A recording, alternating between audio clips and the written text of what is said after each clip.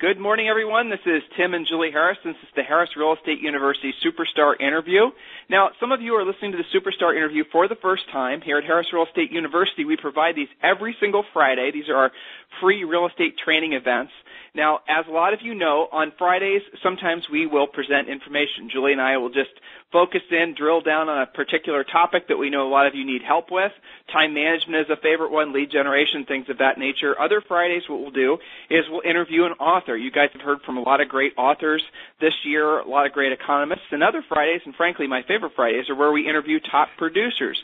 Now, the reason I like to interview top producers is because I am really hoping that a lot of you get motivation from what they've done, realizing that you can do it yourself. You can literally follow in their footsteps. And I think our today's superstar, Mr. Leo Pareja, is that the correct pronunciation? Pareja. Pareja, sorry. Okay, yes, sir. I know it's, yeah, sorry about that. And Leo is the #1 Keller Williams agent in the world. And in addition to that, he is also the one of the 30 under 30 for the National Association of Realtors. So sorry for the rocky start there, Leo. And without any further delay, welcome to the call. Thank you. Thanks for having me. Great. So first of all, let's just cover the basics. Where do you sell real estate? How can they get a hold of you? And they'll go into the specifics. So I'm licensed broker in D.C., Maryland, and Virginia, and I live right outside of D.C. So for us at the D.C. Metro, it's not uncommon for realtors to be licensed in all three. But I cover pretty much the entire three territories. So I have an office down in Virginia Beach. I'm down in Richmond and Fredericksburg in Virginia, cover all of northern Virginia, and then I go all the way to pretty much the Pennsylvania border in Maryland. I have an office in Baltimore. Okay, good. So if someone wanted to send you a referral, how would they do that? I can give you guys my email. It's Leo, L-E-O, at midatlanticrs.com. All right, perfect. So, Leo, let's talk about how many, I think we should just put the numbers out there right out of the gates just to kind of like set the groundwork for the rest of our interview. How many houses did you sell in 2010, and what was that total dollar volume? Well, 2010 I did 603 transactions at $118 million. Okay, good. And by doing that, obviously that put you at the #1 status amongst, was like 80,000 Keller Williams agents, correct? Yes, sir. So I was #1 company-wide in units and #2 in gross commission. Good. And how long have you been selling real estate? Since October of 2002. Okay, good. What did you do before you sold real estate? I was in high school. So here's one of the things that we really like to feature on these superstar interviews is the fact that a lot of the folks like you that are becoming the top producers across the country are doing things pretty much completely different than their predecessors. So the top producers of, the boom and before the boom, they may have been more focused on branding. They may have been more focused on a lot of those types of high touch, I don't know how else to call it, but more of a retail-focused business. Your business structure is very interesting because you do really focus in on REOs, correct? Yeah, I would almost define it as multi-transactional sellers. So almost all of our sellers are not hairy homeowner, if you will. So REO, investment groups, hedge funds, builders, anyone who is a very analytical business from my standpoint. We don't really touch on emotion. It's purely value, comps, and how to get it disposed. Which is nice and sometimes can be very daunting because you'll have buyers that will essentially just look at spreadsheets and look at the numbers, and that'll be where they focus their decision. How did you learn how to communicate with those types of buyers? As the market evolved, I evolved with it. When I first got started, I literally my freshman year of college, and the first property I I was involved in. I'd gotten in an argument with my landlord. I was an assistant to an investor. And he told me I had to speak to a loan officer. I spoke to a loan officer. I told him, there was no way I could buy a house, but that was back in '02 when everyone could buy houses. So we actually had great credit because I bought my first car in high school, and I did a FHA non-occupant co-borrow with my father as the co-signer. My dad lent me the down payment with a gift letter for 24 hours. I closed, earned my commission, gave my dad the money back, and had the seller pay all the closing costs, and rented out 3 rooms for $500 a piece and lived free when I was 19. And I figured that was the greatest thing on earth at that point. So that summer, at 19 it was.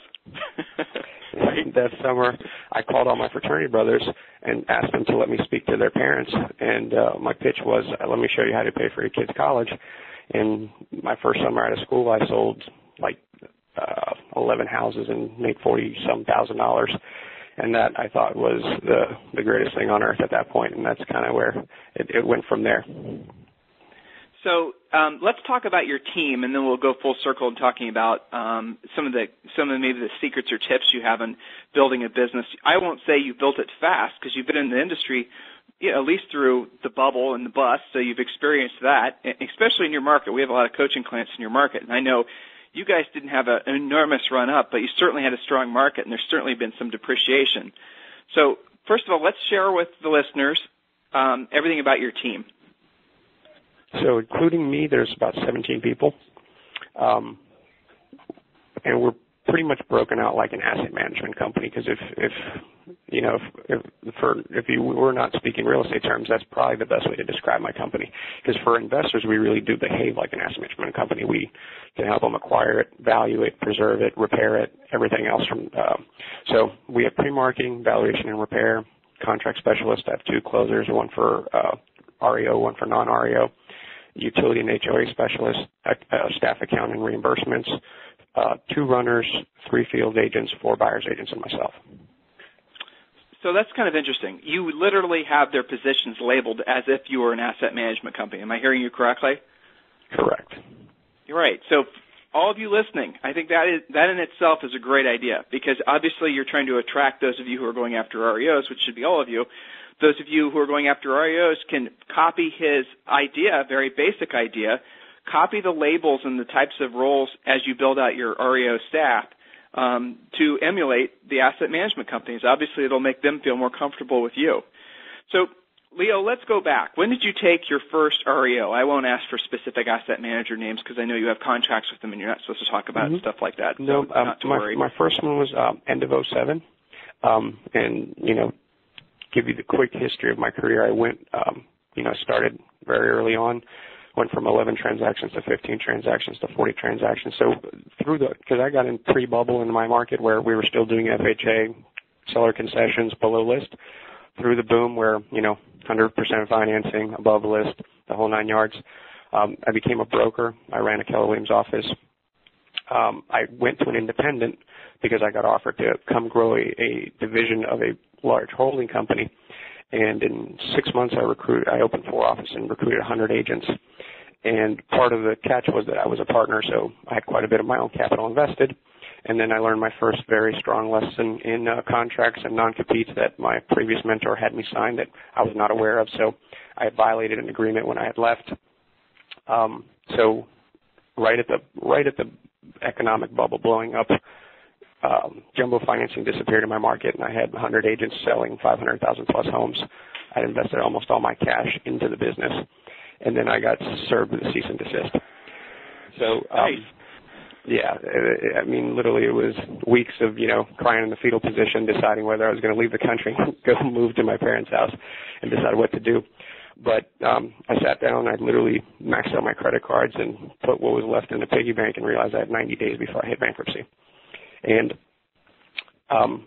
at that point, I started dialing for dollars. So I said, let me see if I can make this work. And I called everybody, loan officers, anyone I'd ever done any business with, and said, what can I do? What do you need? Because back then, people weren't really selling or buying. Those 4 months were kind of the free fall in our market where it was the going up in the roller coaster before the free fall. So one of the lenders I'd sent a ton of business to said, go to this website, sign up, and do these things called BPOs. We'll pay you $50. And I said, I need the $50. And in 30 days, I did over 100 of them. And then next month, I got 8 listings. Okay, stop there for a second. All right, I know Julie's going to hammer down on me if I don't actually pull out what you just said. So specifically, guys, everyone listening, Leo was a top-producing agent. He was making lots of money, managing lots of agents. Okay, by any stretch of the imagination, he was successful.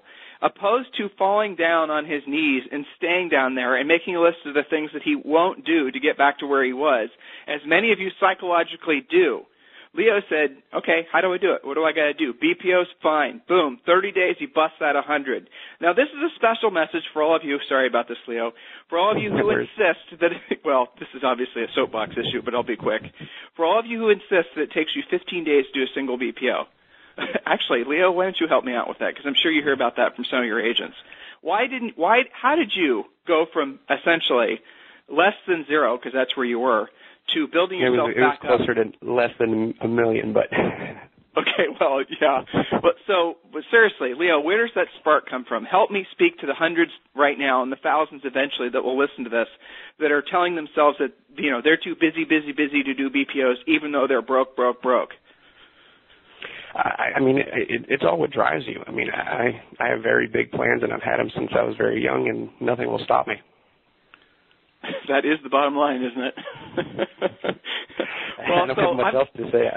No, there really isn't. I mean, honestly, we can give them a step-by-step process how to be motivated, but do you feel comfortable sharing with us and the listeners what your main motivators were during that time of peril for yourself? What was keeping you going? It was literally I had my back against the wall, and I was going to give it one last shot, or I was going to have to get out of the industry. So, because I literally had properties and leases and all kinds of stuff under my name. And I was only 24, 25 when this happened. So part of it was probably the ego that I did not want to fail because it was a public failure at that point. And two, I had nothing to lose at that point. I was all in, all my chips were in, and looked like a better option than trying to go learn something else. There's a lot of power in not having options, isn't there? Absolutely. So if you had to encapsulate, just for the sake of the listeners, we speak with folks that are where you were in 2007 on a regular basis. They maybe have waited too long or whatever. They aren't taking action fast enough. They're hoping the market would bounce back. I'm sure you run into agents like that all day. So if you could kind of tell them what to do, I mean, you have this burning desire. You have that, 1% element. I can feel it when I talk to you. So everyone has that. It's just that sometimes that spark is so subdued by worry, by ego, by fear. Well, I think that everybody needs to find out what their underlying why is. And if you can define that, verbalize it, visualize it, post it, see it, touch it, feel it, that'll drive you. Because obviously money is not it for me. It's the life I want to provide for my family and my kids, and that's what drives me. And so how do you visualize that in your mind when you're back in 2007? How did you actually use that? Did you just say, damn it, not this time, I'm going to win, this is just a setback, this is just temporary? Or how did you psychologically get yourself back in the game? Honestly, literally, it was listening to self-help tapes. I had 2 monitors in my home office, and I had, as many good self-help books playing in the background while I was doing the BPOs, just so, because I didn't want the silence, all the negativity to creep in, so I just stayed myself as busy as possible in good conversations. Yeah, that makes sense. Good. I love it. So you went from being, as you said, $1 million less than zero, basically, to the point where you're now the #1 agent last year for Keller Williams, and that's guys in the United States and Canada. So how did you what did you do specifically? I know that's a huge question, but maybe a few things you did specifically to turn things around in that short period of time, because you're only talking about like 5 or 6 years here that you've been able to turn everything around, going from negative $1 million to now obviously earning millions. Share with the listeners some secrets. Yeah. Again, I have a relentless obsession with knowledge, so if you give me an inch, I'm going to take as much as I can get out of it. So, I did 100 BPOs, got 8 listings. Well, I figured I did something right, so then I called 2 or 3 other lenders who were with major banks that I had a relationship with, and I got those 2 accounts. And then literally I was calling an agent asking about an HOA, and he called me back and needed help, and I stopped and helped him with what I was doing. He's like, you're probably the first REO agent that actually stopped and answered my question. He said, go to this conference in Dallas. So then I started researching all the different conferences that REO had, and I went to every single one of them. And on credit cards, I didn't even have the money to be there and try to join every club, attend every class. And really the secret to my REO, and I do teach a REO certification course, and I tell the same thing. A lot of people are like, well, how do I get into that account? The key is to network with other agents. my best relationships have come from an agent in California or Florida or Alabama saying, hey, if you need a superstar in this market, this is your guy. Because just like when we did referral in the retail business, I can walk in and say I'm the number one agent in the world. But if, my grandmother says, that sweet boy is going to take care of you, that's a way more powerful referral than, you coming and pounding on your chest. So I just kind of leapfrogged as fast as possible. So if I wanted an account, I found somebody who had the account, built a relationship, brought value to them, and introductions were my fastest way into most places. And also relentless. I showed up to a lot of places, knocked on the door. Well, I agree completely with what you said. I mean, one of the best, most powerful ways definitely is to use and that's true with any business in any kind of economy, but definitely using a helping hand of someone that's going to get you in the door. That's, by the way, pretty much how we build all of our content for our REO class, is from agents like you. And, oh, by the way, I met Leo through another superstar who also is a top-producing REO agent. So, I mean, guys, listen to what he's saying. There's a lot of wisdom in it. So, well, you said something. Since you mentioned that, like, for example, Ryan Finch is in a market I'm in. We're technically the two biggest competitors, and we're great friends. And, I know you talked to Tyler Smith just the other day. He's a good friend of mine, too. So, I stay in touch with, the circle of people that I talk to think really big and have really big ideas. So, I always joke that I keep my team in a separate office from the real estate office, and I always tell people it's because I don't want them talking to the normal agent who doesn't think it's normal to sell 50 homes a month. So my agents don't know any better. They think that's completely normal, and that's the circle of conversation I want them in, and I personally want to be in. Well, so this is a question, Leo, I'll ask you, because you have been in the business long enough and you have seen the ups and the downs in the different markets and you've seen the different trends. And you're kind of, I think, focusing in now on one of the things that we've observed, certainly, that the people and the nature of the entire real estate industry from an agent's perspective is shifting.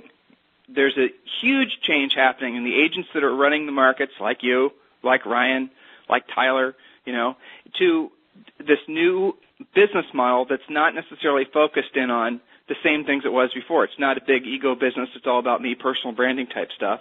And the other thing that we're making note of is the fact that, and you are probably the best example I've spoken with so far, the business, our business, selling real estate to end users, retail, right, that has been massively transformed by the banking industry. And I wonder if that's just a trend or if that's actually a new way of doing things. Do you have any thoughts on that? Well, it's an interesting discussion because since I am in multiple markets, I've taken a different approach. So, for example, in Ryan's market, if Ryan wasn't a personal friend, he wouldn't know I'm in the market. So it's funny you mentioned ego.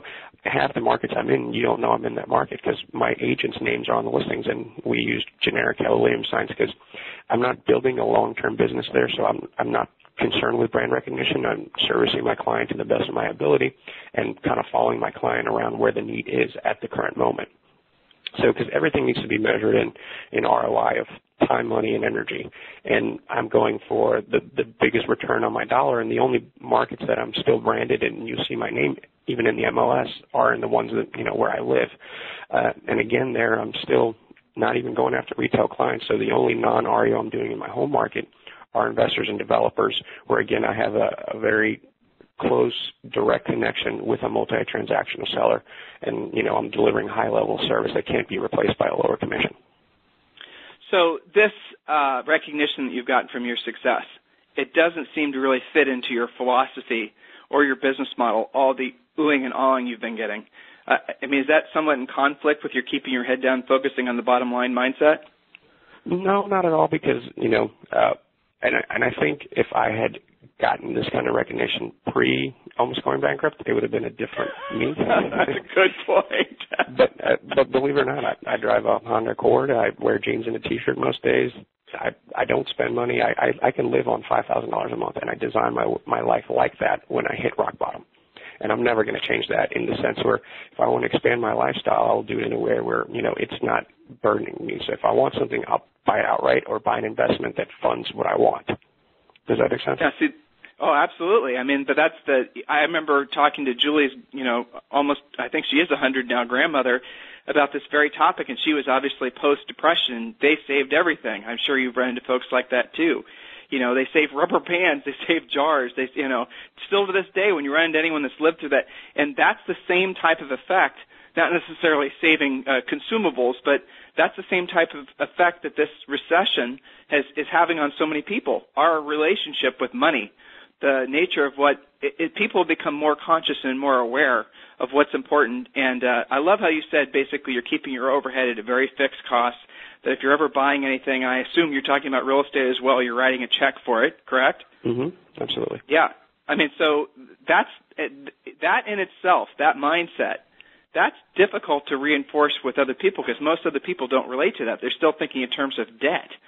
I'm curious, as far as like, what is your 5 years from now? This is usually the question I ask at the end, but I've got some other great questions that are coming in from the listeners. By the way, guys, answer your questions in the webinar. 5 years from now, what do you anticipate doing? I mean, is your primary focus still going to be where it's at now, assuming, what's going to be different? I think I've learned not to try to predict what happens. Just as, 5 years ago, I would have never known I'd be an REO. So I didn't know what REO was 5 years ago. So it'll be hard to predict, and, the global economic climate will dictate quite a bit of this in the next coming years. As we're in, unprecedented times. So it's really hard for me to say what I think I'll be doing. But let's just hypothetical, if we cycle with all the other cycles we've had in the last 50 years, we should be back in a stable market. And I probably will be, continue my track with multi-transactional sellers, whether that's land developers or, I went back and studied over a 20-year period the top agents in the entire country year by year, and consistently they're either REO agents or new construction agents, depending what cycle we're in. So, I know what my goals are, so why reinvent the wheel? Let me just go find people that did it instead of, doing massive amounts of TV and radio, which I know some very successful people who've done it. I'm really watching my overhead and my liability. Talk to me about that. Tell me about the difference. You're now really hitting some hot buttons for a lot of our listeners, I can see by the questions. You're focused on doing large volume consistently, and you're focused on following the trends, whichever direction they go. You guys heard what he said. He studied the top producing agents for, basically back 20 years. And, it is funny, the top agents, when NAR used to do that list, were almost always consistently, Leo, and you obviously know this, the guys with the Fannie Mae accounts. Even when the market was good. Or the agents that were actually selling properties like what a lot of the top agents in the country are selling now. So you have compared yourself to agents that are doing a lot of more retail-focused buying business. Why is it that you avoided that model? In which year? I'm sorry, I didn't understand the question. Well, like, for example, you mentioned radio advertising, and that's kind of something a lot of people do and have had a lot of success with, but it's also very expensive. And I'm hearing you say you're really focused in on really net dollars, correct? Correct. No, and one of the beautiful things about real estate, and anytime I teach a class, I stress this, is we're in a very rare industry where every personality can succeed. You just have to pick and decide, really internalize who you are. So, for example, I don't like rejection. I'm high touch. I'm very personable. So even though as analytical as I am, I like selling belly to belly. So for me, REO, builders, personal relationship, going to dinner, creating a real bond is very natural. I don't like rejection, so cold calling, door knocking is not my cup of tea, but I know very, very successful agents who do it. So, and typically those agents are the type of person who says, I don't want to mix business and pleasure. I don't want to ask my friends or family for business. That's fine. Once you've decided who you are and how you're wired, that's the beautiful thing about real estate in general, that you can just really find your niche. Excellent. Yeah, and that's true. And the other thing that's beautiful about it is you can get into this industry and you can have massive amounts of inventory, right, listings to sell that are worth millions and millions of dollars, and you're making your margin every single one, and there is no real carrying cost for that inventory. Unlike if you had a retail store, you'd have to be paying the carrying cost. Or if you opened a McDonald's, you'd have to be paying the carrying cost. That's the beautiful thing about real estate, and that's not going to change. So I'm sort of curious.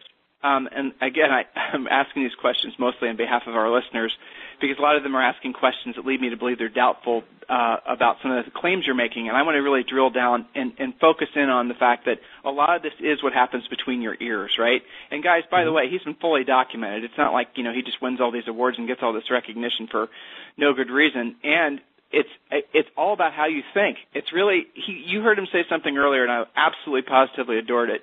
He and his staff, they don't really associate themselves with people that don't think big.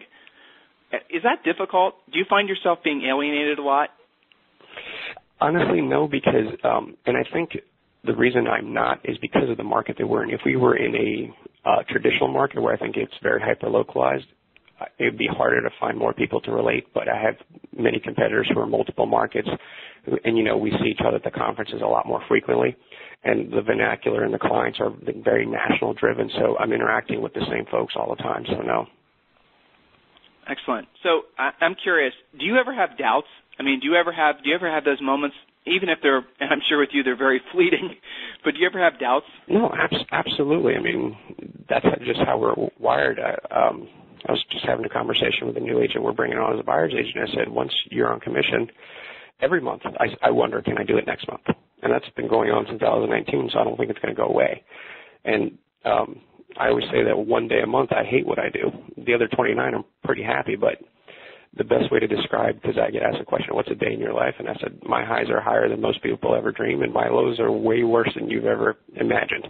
So, the good has the polar opposite as well that comes with it. How do you pull yourself out when you're in one of those slumps, mentally, emotionally? Again, it comes back to who you have around you. I have friends, we joke that, they call me and I talk them off the edge, and then I call them when I need to be talked off the ledge. And again, having the volume of business I have from single-sourced clients, if you will, when we mess up and a client's got 100 properties with me, that's a very scary mess up. If I have 300 retail listings and I upset a seller, I have 299. But, in the type of business, I could lose 100 properties over one phone call. Or one of your 17 staff members mishandling something. Let's not talk about that because I don't want you to get nervous on this call. I know what you're thinking about. Since you brought it up, I'll address something that if someone's growing a business this big, you need to be open and honest. And I've sat my team down at a table and said, look to the left, look to the right. The people sitting around this table need you more than I need you guys, because I've designed my life where I can live on $5,000 or $6,000 a month, and I know I can sell 2 houses a month and feed my family. And that was by design. So if we lose these accounts, I'm going to be fine. I'm just letting you guys know that you guys are more dependent on each other than I am on you guys. It's interesting. I appreciate that. So how do you stay on track personally? I'm sure you have minimum standards and you have, minimum requirements for everyone that works with you, but how do you stay on track personally? Do you have minimum weekly standards or daily standards, things that you do every single day? As an analytical person, I'm sure you do. Yeah, absolutely. And one of the things I've been coached my entire career since my second year in real estate, I've been coached by some organization. I think that's key to just have accountability that's outside of you. It's very easy for us, especially, if you're the lead agent and it's your business, to just say, I'm going to take this day off, I'm going to do that. But, when you're accountable to somebody outside of yourself, and it's funny because we normally pay for this accountability, that I'm paying someone to remind me to do what I'm supposed to do. But I think that's huge to just have external accountability. Well, so if you don't mind sharing with the listeners, what are the types of things? What is your typical schedule, if you don't mind, Leo? And also, what are the minimum standards you have for yourself? What are the things that you do every single day that you have to do in order to lead you in the direction that you want to go? So my weeks don't typically look the same because I do speak quite a bit. So, I'll be in town for 2 weeks and I'll be gone for 2 weeks. But when I'm in town, my role is strictly as a rainmaker. So my job is to get as much business for everyone who's associated with me. So that means reinforcing relationships, going out to, we do handle portfolios for clients. So we're repairing houses and, it's as little as a bit of painted carpet to one where we're managing a $70,000 renovation for an institution. So I'm obviously very involved, and we have that kind of money at risk. And just going out to lunch, going out to dinner, reinforcing my relationships with all of our clients, whether they're institutions or private investors or hedge funds. Well, so, for example, guys, what I heard Leo say, and if you've listened to our past Superstar interviews, one of the things that you can do to keep yourself emotionally between the lines, because it's perfectly natural for all of us to have high highs and low lows, it's perfectly natural for us not to feel motivated every day. It's normal not to be bouncing off the walls constantly. I mean, who can do that? We're not wired that way. It's normal for us to have fear and doubts. All these types of things, they're natural, and they happen at all different levels of the socioeconomic food chain, if you will. One of the ways that you can make it so that you don't suffer in the lows, or even maybe in some ways suffer in the highs, is having these minimum standards that you're hearing him talk about. I mean, maybe it's exercising every single day. I heard Leo talk about the fact that he communicates with he didn't say it, but I'll say it, essentially his mastermind of fellow big thinkers on a regular basis. He does things every single day that keeps himself going in the direction that he wants to go. That way he doesn't fall off track. What all of us have a tendency to do is we'll do well for a short period of time. We'll put some houses in contract. We'll have some money coming in. And then we don't do well. And the ups and the downs and the cycles, that's what makes real estate and people miserable. This industry, that's what makes a lot of people burn out, is because they can never get the consistency. Leo, can you relate to what I'm talking about? Absolutely, and I've managed to get somewhat of a consistency. Well, one of the biggest things that shifted in my business from being in real estate was switching because I was primarily a buyer's agent for the first 4 or 5 years of my career. But really, when I made the shift from a buyer's agent to a listing agent, that really gave me stability in the sense that I could predict my income. So if you know the absorption rate and that you're pricing listings correctly, you can literally see your inventory and have a pretty good guess of what income is going to look like. As a buyer's agent, depending, whether it's a seller's market or buyer's market, the ebb and flows, even if you have 5 active buyers, that doesn't mean you're going to put something in contract this month. That really gave me a lot more stability. So let's talk about market stats. That's not something that I normally talk about, but I really love the fact that you mentioned that. And it's so important for every agent to know exactly what's going on in their marketplace. What are the numbers you pay attention to? And tell me essentially how you use that for your own business planning. I'm keeping track of the amount of inventory, mine versus the marketplace, what the absorption rates are, if we have 3 months of inventory or 12 months of inventory, just because, I could get excited if I have 200 listings, but if we're at 12 months of inventory, what that actually translates to is more carrying costs, but if we have 2 months of inventory with 200 listings, we're doing really well. Well, it also is future planning, too. You have a new asset assigned to you. It's in pre-marketing. You're having to do the BPO and the rest of it. And if you know what direction the market's headed, you can then advise that asset manager on pricing. And if you do that incorrectly, yeah. No, sorry to interrupt you there, because you're completely right. If we have 2 months of inventory, I'm probably going to actually, suggest we go higher than the comps. If we have 12 months of inventory, we're going to suggest we go 5-10% lower. So we have to factor in, with the amount of inventory, if we're appreciating at what percentages, so we can adjust correctly. Lots of great questions coming in from agents. Guys, go ahead and enter your questions into the box. I'm going to answer some of your BPO questions here in a second. So, Leo, this is kind of a question that hopefully will make you laugh. Have you ever lost a relationship with an asset manager? Laugh because it'll relate some educational story. Okay, well, what happened? Well, there's been some that let me go, and there's some I've let them go. I truly, truly believe in mindset and everything about it. And, whether I used to always say this when I taught 8 new agent classes, and I said, the worst thing, and I'll quote Mr. Buffini because that's who I heard say it for the first time, and his exact words, the worst thing about a jackass client is that he likes you and refers you to his jackass friends. So that is funny. The same thing goes in REO. If you have a client who's disrespectful, condescending, doesn't want to reimburse you, and then on top of it ask for a high referral fee, fire them. Why would you want to be in business with someone who's damaging your psyche and your motivation? I'd rather not have that client put a buyer in my car and actually have someone respect me, because literally that kind of mental abuse will burn you out. So at one point we were working with 26 clients. We're down to pretty much 4 that are 95% of my inventory. Well, right there, that's kind of an interesting thing, guys. So how many active listings do you have right now? Total inventory, we have about 197, so that includes eviction, pre-marketing, repair, everything else. But we carry somewhere between 30 to 40 on all the MLSs we service, and then we carry about another 30 to 40 in contract at all times. And, when I teach my REO class, the thing about REO is we're graded in a very analytical way. So, your runoff rate is the metrics that most of them track it. And if what it states is, of my total inventory, so if I had 100 listings, the bare minimum they want me turning is 35% of that. So if it comes on the market, it needs to go quick because it affects my ability to get more listings. Well, this is something, obviously, we really focus in on the coaching program, but let's talk about that. I mean, you do have a grade, guys. Those of you who are new, you might not know this. The permanent file that your high school teachers used to say that you have following all of your life. Well, guess what? You do have one in the REO space, and it lives on sites like Equator and lives on ResNet. Now, and of course, there's other there's other sites as well. But the bottom line here is that they do track you. They track you on very specific matrices, and you do get a score. And if your score drops below a certain point, you won't get any more assets. So, Leo, share with the listeners the different ways that they get graded and, just the different little soft touches that they need to be aware of. So anytime there's a timeline, if they say 3 days, it really means 3 days, because the second you extend past a timeline, you get docked. So that's the first one. But you're graded on every other aspect of it. You're graded on gross execution. So what that means is whatever you say it's going to, your BPO price and what it actually sells for. There's a list to sell ratio, because sometimes they don't listen to you on list price and they go with another one. So that's another metric. How fast you turn over the inventory.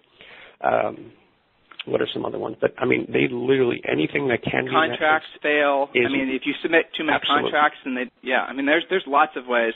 If they all of a sudden start getting a bunch of, this is happening in the Midwest a lot. It certainly happens in the winter. Maybe we should throw this little warning out there for those. This applies to you too, right, Leo? You guys better be thinking about winterizing your assets. Those of you who have assets, because if those pipes explode, guess whose fault it's going to be? Yours. So you better be keeping all these things in mind. You have to be way ahead of the game. We were interviewing an asset manager not too long ago, and he basically said, treat every asset I assign you like for your own property. I think that kind of encapsulates it. Where do you think it's easiest for agents to screw up on one of those things? From all the folks you've talked with, Leo, where do you see in terms of how agents are being really judged, is really the bottom line, by these asset management companies? Where is it easiest for agents to fail? The fact that we are licensed pretty much already kind of gives an insight to what our personality profile is, and most agents, including myself, don't have a high attention to detail naturally. And correct me if you disagree there, but I think I love your frankness. So as a whole group, including me, attention to detail is not our strong suit. And this is an extremely attention to detail business. So I would suggest, if you don't, I think it's always good to have honest introspection and realize what your gifts are and what you lack, and hire people that have the ones you lack. So I'm not very good at the details, so I have a team of people who are very good at details. Well, that's really pretty much the bottom line. Then you got to get people that are really good at communicating. Well, how do you communicate with your asset managers? If you have 4 major relationships right now, and I'm sure that number's gone up and down over the years, who is allowed on your team, and I don't like the word allowed, but who basically is able to communicate with your asset managers? Are any of your staff members? Because that's obviously a high touch point that you could rate. No, absolutely.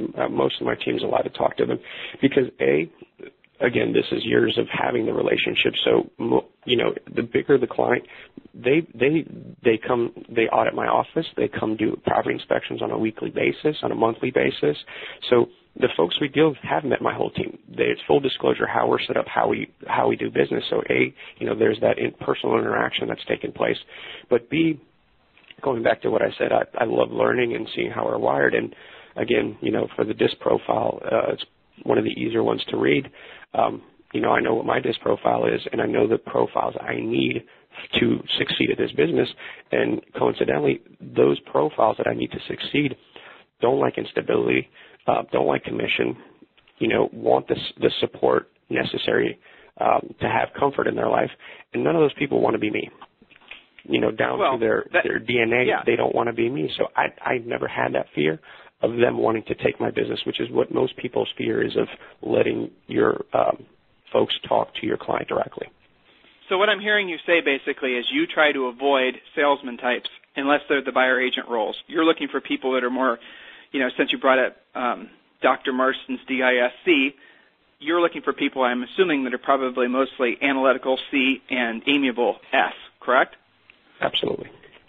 Right, and so those are the supportive types and those are the detail types, guys. And if you don't know what we're talking about, you can actually Google it. There's a lot of information on this. Dr. Marston, DISC, really, really a great fundamental bit of learning there. It helps you understand more about yourself. You said you're analytical. I have to assume your secondary personality is driver? No, actually, I'm all D with a little bit of I. So. You said analytical. Okay. Yeah, but D with a little bit of I. But one of the interesting things is my DISC has changed over time, and most people say it doesn't. But life experience has, as suits and that kind of stuff came through. I mean, it really changes you down to the DNA. And even though I'm not naturally analytical, I've become very analytical. If I take a disc profile, I still don't have any CS, but it's kind of been a survival instinct to evolve and learn to read numbers and understand them, even though I don't like them. Well, so not everyone does, to your credit, Leo, not everyone does evolve, which is what you just described, and it's your life experience, but not just your life experience, the fact that you were willing to be, and you use this word, introspective. You're evolving, some people would say becoming enlightened. So there you go, totally off the beaten path for all of you listeners, but there you go. That is what he is describing. So I'm curious with regards to your business. If your business is solely focused on servicing asset managers, solely focused on investors, you're working with institutional investors, you're working with, you have a lot of things going on, obviously very successful.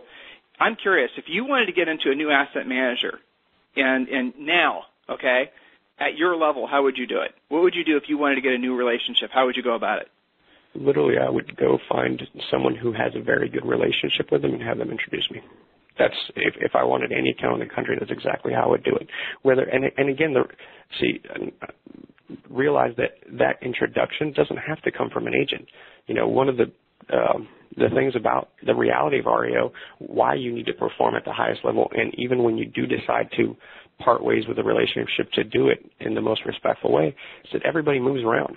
So part of why I went from 4 accounts to 25 accounts in the beginning was asset managers switched companies, and they just took me with them. They said, well, this is my agent in this market, so I was signed up at a new company. So literally, if there was a company I wanted to, I would not only just go to agents, I'd call my asset manager and say, who do you know at this company? Refer me. Because then that's a referral from an asset manager to an asset manager.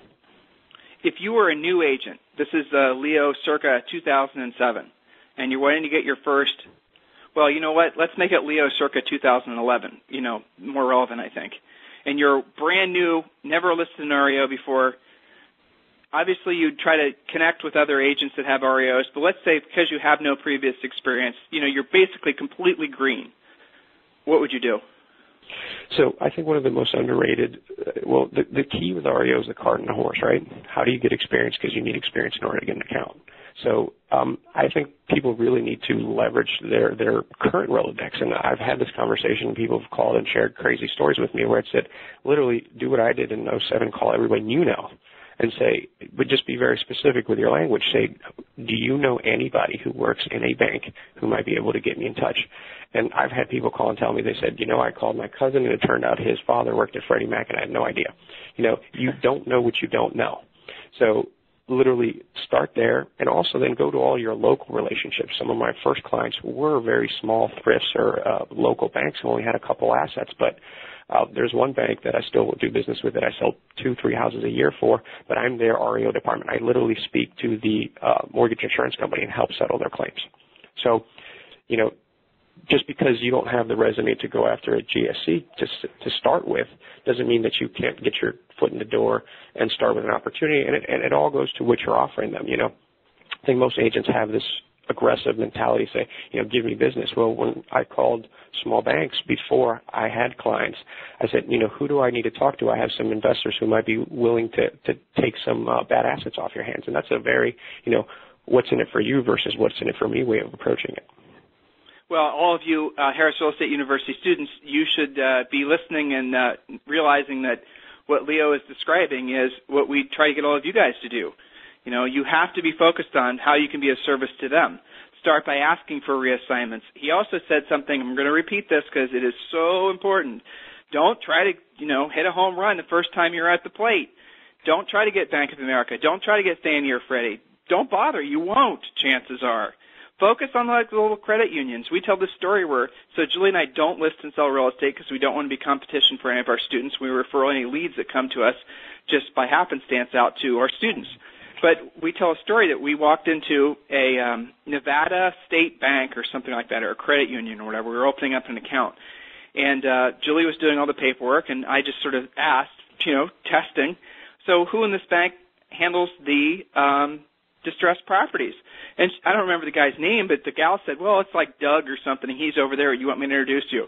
And so I said, yeah. So she went over there and introduced me, and I started asking him some questions, and that's how hard it was. the point is you have to get off your collective duffs, and you have to go out there and make yourself a little bit uncomfortable, maybe doing some things that, frankly, you've never done before, but that's okay. The payoff is ridiculously huge. And, Leo, this is, I think, something, we say this a lot. You're living it. You're seeing it. You're like the canary in the coal mine. How big is the collective shadow inventory? What are you hearing from your top-level asset managers? You're working with the GSE. We're not going to mention the name. But what are you seeing and anticipating in terms of new inventory coming from the banks over the next, say, 12 months? See, that's a million-dollar question.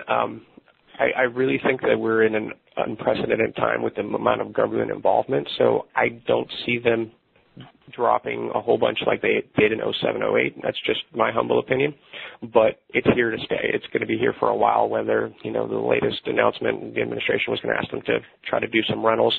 But, I think the amount of people that are more than 30 days behind, plus the people in severe delinquency who are not in foreclosure yet, is north of 5 million people. So, right.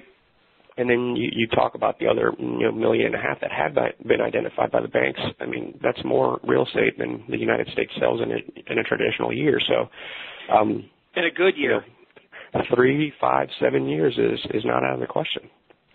Right, and so year over year, guys, what Leo is saying, to put a number to it, 67.5%, according to, I think it was Realty Track.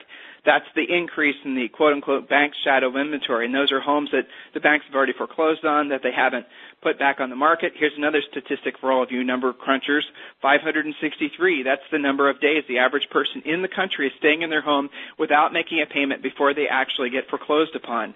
Those numbers, the pre-foreclosure types that I'm telling you about, are part of that 5 million plus hypothetically another million that Leo's discussing. That is just a ridiculously huge number. And, of course, he's right. They're not going to just flood the market because that would drive their asset values down. But what's going to happen, because they have so many assets, because there's so much inventory, the banks will literally control the real estate market for the next 5 to 7 years easily. Some people, Leo, and I'm sure you've read this too, are predicting that there isn't going to be any sort of real correction for at least a decade.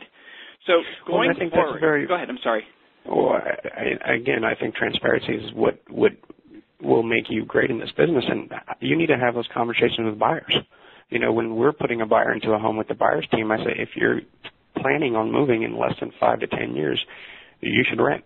Because if you need the flexibility to be transient within 2 years, which the part of the country we live in is very transient, I tell them not to buy real estate because I can't tell them what it's going to be like. And we've actually seen about a 7% appreciation in D.C. Metro, which is supposedly the strongest market right now nationally. It is. But yep. we saw, in our outlying counties in 07, 08, 50, 60% drops in value.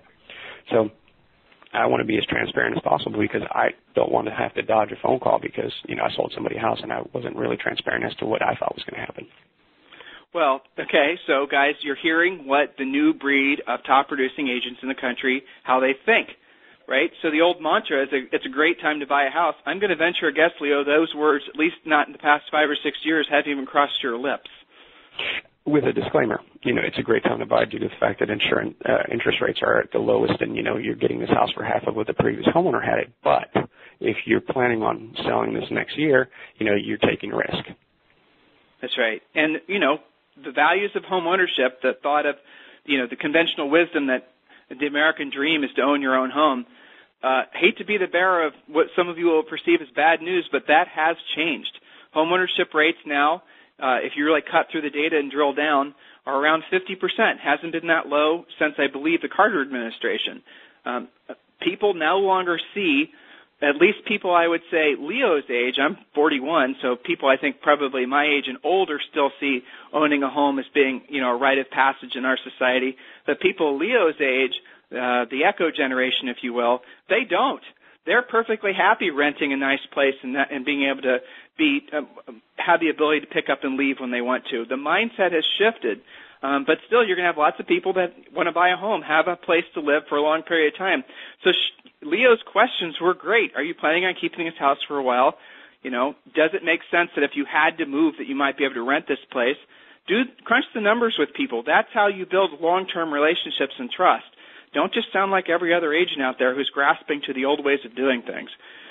So, Leo, I've really enjoyed talking with you. I love talking with agents like you who basically are not just out of the box, but basically orbiting different planets when it comes to their thinking about the industry.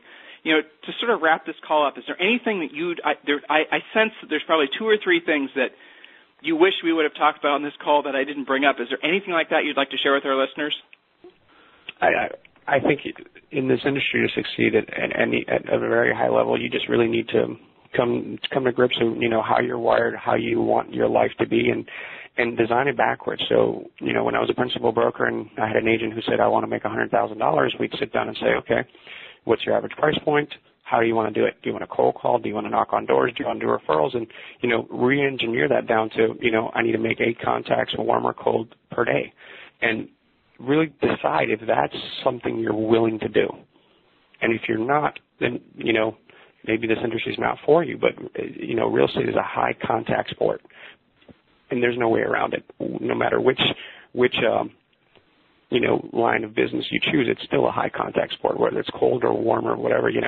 I spent probably 18 months, 2 weeks a month traveling, meeting all these clients, developing these relationships. It's not like I did it from, my home office. I got on the road. And you still do, I'm sure. And you still keep in contact with those guys, I'm sure. Absolutely. And I was away from my family and, in hotels, and I don't like it, but it's what I chose to do in order to get to where I wanted to go. So it's really important that, whichever business line you choose in real estate, engineer it down to what you need to accomplish to get there and decide if you're willing to do it. I think that's a great way to end the call. I mean, guys, it's all about you. It's all about what goes on between your ears. Let me actually make sure there's no pressing questions that we haven't asked. I'm going to scan these real quick if you don't mind, Leo. Okay, so a lot of reinforcement that investors – actually, that's an interesting thought. You mentioned investors. A lot of people asking about how you go about getting them. I don't think there's any trick to it. Is theirs have the inventory? No, absolutely not. Every market has a local real estate investors association, so I was very involved with ours since I was 19, and that's kind of how I came up working with investors.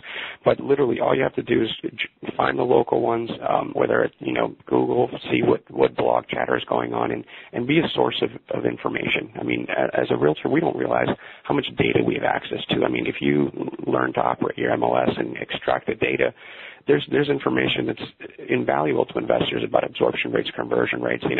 Just because I'm looking at 3 sold comps at 200,000, if you can go in and show them an analysis of absorption rate and show them the active percentages going under contract, they should really underwrite that deal at 180. But traditional data, our appraisal will say it's worth 200. You save them 10%. So, I mean, you can become really invaluable, and one of the keys to it is just, find stuff you already did, call it something, and, create value. So hopefully everyone also is picking up on the words that he's using, too. There's a parlance to this end of the business when you want to do it in volume that you better be able to speak. When you talk to these asset managers, they don't call it a listing, they call it an asset. That's a basic, for example. And there's lots of other words that you need to clue in on the way you do it, just like Leo has described he did himself as you jump in with 2 feet.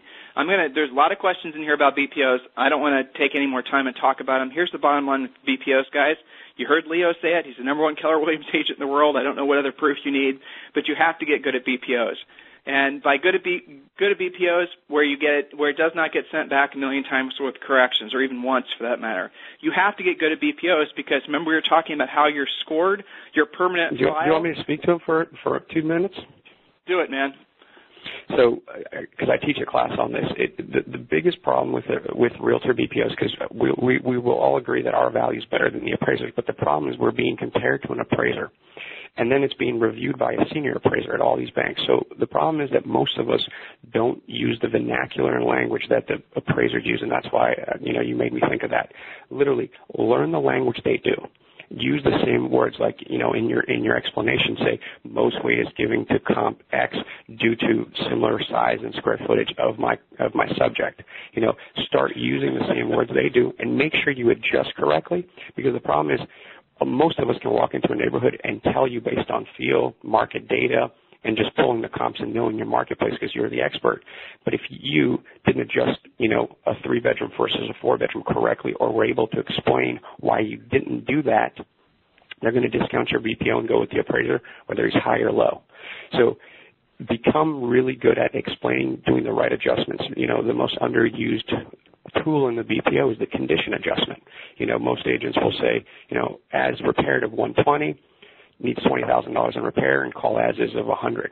Well, it's not true, because if for someone to pay cash at 100, there needs to be entrepreneurial profit. You know, is it a neighborhood that's a long-term hold and people are renting for cash flow, and we have to look at a cash flow analysis? Is it a neighborhood where people buy, fix, and flip and want a spread? Well, what's that spread? Get on the phone, call the investors buying, and ask them, are you looking for a 10% spread, 15% spread, 20% spread? Because then you'll be able to document that in your BPO and have the correct adjustments in there. And so you guys do all this research really intensely for your first, I don't know, it might even take 100 BPOs that you do, but then you can reuse that same data. You keep it all in a spreadsheet, you reuse it.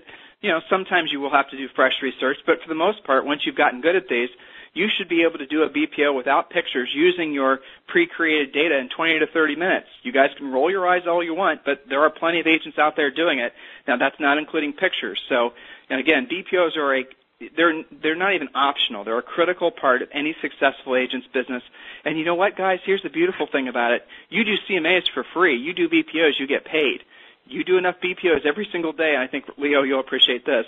If you do 5 BPOs a day, guys, using Leo's math of $5,000, if I'm doing this in my head correctly, if you do 5 BPOs a day, just 5, and you know, let's say you take longer than normal to do it. You know, you say you take an hour, okay? And it takes you 5 hours a day. You do 5 a day. You're going to make $5,000 a month or $60,000 a year. So for those of you who are worrying about, you know, commissions and ebbs and flows and interest rates and flood insurance and all these other types of things that NAR does a great job of preparing us for in terms of headwinds in the market, none of that matters if you got your bases covered in terms of your overhead with 5 BPOs a day. So just keep that in mind. So, Leo, we obviously have gone a little long. Love talking with you. You have so much to share. I really do truly hope that people play this interview back, listen to it. You said lots of things in the middle of statements you were making that I didn't have time to really, you know, pull out and focus on. But guys, he's doing it. You don't have to sell, you know, 600 homes and over $100 million a year like Leo's doing. By the way, you know, Leo, I'm going to ask you this question since you're out there every single day. Can somebody who, say, for example, to say it politely, more grizzled veteran sort, can they be successful in REOs? Do you have to be some sort of young, virile, you know, late 20s guy with, you know, with nothing but ambition and nothing to lose? Can anyone, regardless of their age and whatever else, be successful in this space? Absolutely. I've met really big producers at every age. So, I mean, actually, I'm the rarer type in REO. Me and Ryan and Tyler are not the commonplace. So the most dominant agents have been doing it for a very long time and, you know, have very established businesses. Do you suggest, the question just came in, this will be my last one, do you suggest any conferences? I know they've, you know, 5-star and the rest of it used to be critical, changed a lot in the past really 3 to 4 years. Are there any conferences that you would suggest? I think they're all key for you to get in touch with the industry, meet the practitioners, learn the vocabulary. But, I mean, the big ones are 5-star, REO Mac, REO Expo has become, you know, a pretty big one. But go to as many of those as you can. Take, you know, the certification programs, whether it's the one I teach or any of the other ones, just because you really start learning the words. Because the thing is, asset managers are very rapid people because they're carrying so much inventory. So the 2 minutes you get on the phone with them, you're right. You want to say, you know, disposing of the asset versus selling the listing. They don't like that. And they've actually commented to me. They're like, oh, this agent must do retail just because of the way he sounded on the phone versus an REO agent. And remember, guys, these asset managers, they're scored and judged virtually identical to how you are. You know, they keep their job, their bonus, they're promoted or demoted based on the job that you do. So if they are comfortable and confident that you can get the job done for them, and as Ryan said, if you can take the burden off them, in other words, you are doing a stellar job, you're being of service to them, you're focused on what can I do to be of service to you opposed to what's in it for me, right? The traditional realtor mindset, I have to say. When you have the mindset of service, you will go far in this space. You will go far, by the way, in any industry, in any economy, because that's truly our truest and highest purpose on this planet is serving others. So, listen, Leo, I really appreciate you being our superstar today. I know that you offered a lot to our listeners, and hopefully they are listening and they're going to take action on all the great pearls of wisdom that you've offered. Is there anything you'd like to say to wrap the call up? No, I appreciate you having me, and, you know, anyone who has any additional questions, feel free to send me an email. And, anyone who's taken my class will tell you I do pick up my phone and reply email, so feel free to send any questions you have that I might not have addressed on the call. Excellent. So on behalf of Julie, myself, and all the faculty and staff of Harris Real Estate University, I want to thank you, every one of you, for joining us for today's Harris Real Estate University Superstar interview, and have a terrific weekend. Thanks, Leo. Thank you, Tim. Take care.